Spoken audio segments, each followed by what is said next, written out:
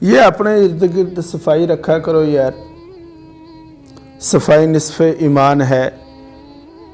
ہم کچرا ڈالتے وقت وہاں ڈالے کچرا جو جگہ بنی ہوئی ہے، جگہ جگہ تھوکنا، کچرا پھینکنا، یا اسی طرح کوئی چیز کھا کر اس کے ریپر، اس کے شاپر ایسے ہی بے محابہ پھینک دینا بری بات ہے۔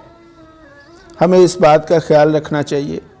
رستے کو صاف رکھنا، رستے کو صاف کرنا، یہ بھی عبادت ہے۔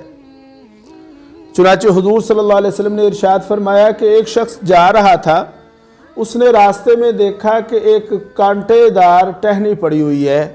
اس نے اس غرض سے کہ لوگوں کو تکلیف نہ ہو اس کانٹے دار ٹہنی کو اٹھا کر ہٹا دیا، سائیڈ پر رکھ دیا۔ اللہ تعالیٰ نے اس کے اس عمل کی اتنی قدر کی کہ اس کی مغفرت فرما دی۔